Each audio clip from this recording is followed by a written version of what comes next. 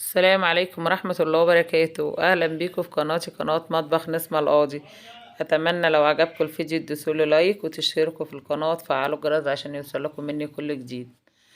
النهاردة هنعمل مع بعض القمر الدين. هنا أنا بلة القمر الدين من بالليل. بصوا هو اتخمر كويس. هنا معايا سكر وفانيليا ونشا. هنا بقى أنا بضرب القمر الدين بالهاند بريندر كده. بص بقى اللي حابة تضربه في خلاط، انا هو يعني اتخمر كويس بس انا بزيد عليه يعني ايه عشان اتاكد ان ما فيهوش اي حاجه. بضربه كويس كده بالهاند بلندر، ممكن تضربيه في الخلاط ولازما برضه اصفيه. يعني اي حاجه مش مستحبه بيه يعني بصفيه احسن يبقى افضل يعني.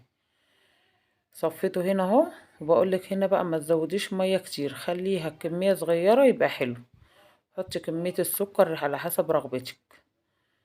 السكر يعني دلع بقى مسكر على حسب ما انت عايزه.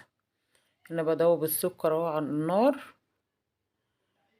وبقولك يعني حط كمية مية صغيرة على الكمية ديت عشان يبقى طعمه مزز وحلو. ما تزوديش مية كتير ويبقى يعني هيبقى لونه هيبقى فاتح، وهيبقى ملوش طعم، يعني طعمه هيبقى مش يعني المرغب فيه يعني. هنا بقى بعد ما غلي عمل ريم كده، هنلم الريم اللي على يعني اللي على الوش ده كله نتخلص منه. مش مستحب يعني هيبقى في النتيجة هيبقى عايم على وش الاطباق كده، هيبقى مش حلو.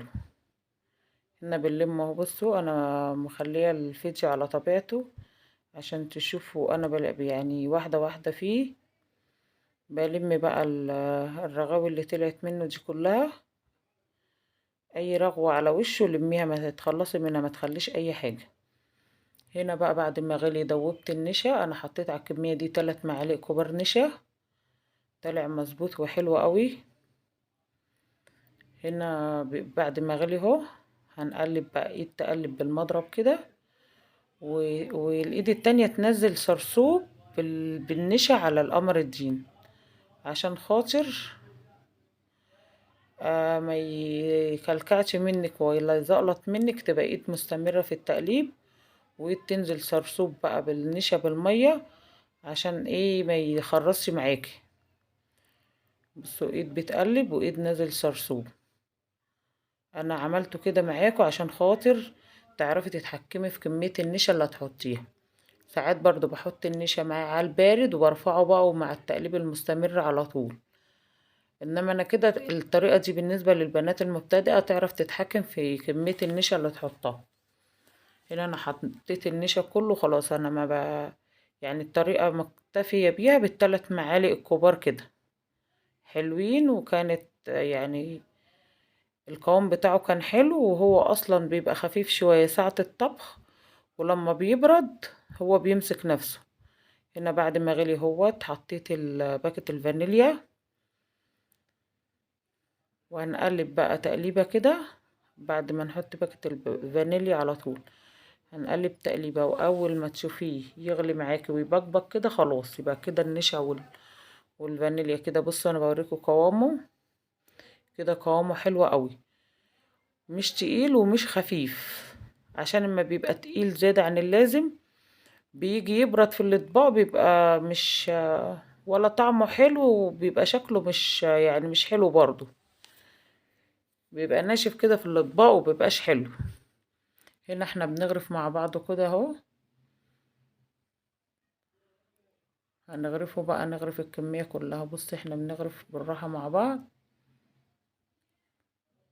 واي حاجة برضو تقع منك على الحروف السلطانية او الاطباق اللي بتغرفي فيها غصب عنك، بمنديل كده امسحيها، او بفوطة قطن او بفوطة مطبخ معاكي امسحيها، ما تخليش اي حاجة على الحروف تتخلصي منها عشان الشكل العام يبقى حلو.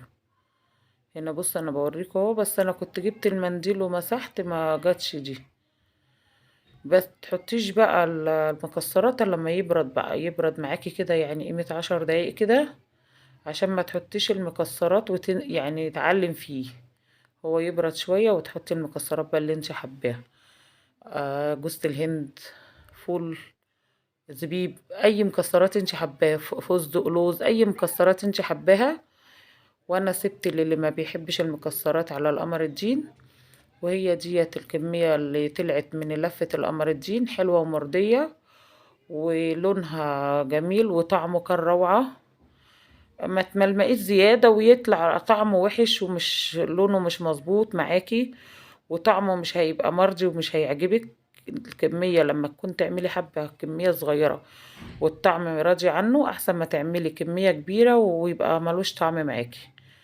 هنا نهاية الفيديو معايا، اتمنى لو عجبه الفيديو يدوس لي لايك واشترك لي في القناة، واهم شيء اللايكات يا جماعة هي اللي بتعلي الفيديو. اسيبكم في رعاية الله، السلام عليكم ورحمة الله وبركاته.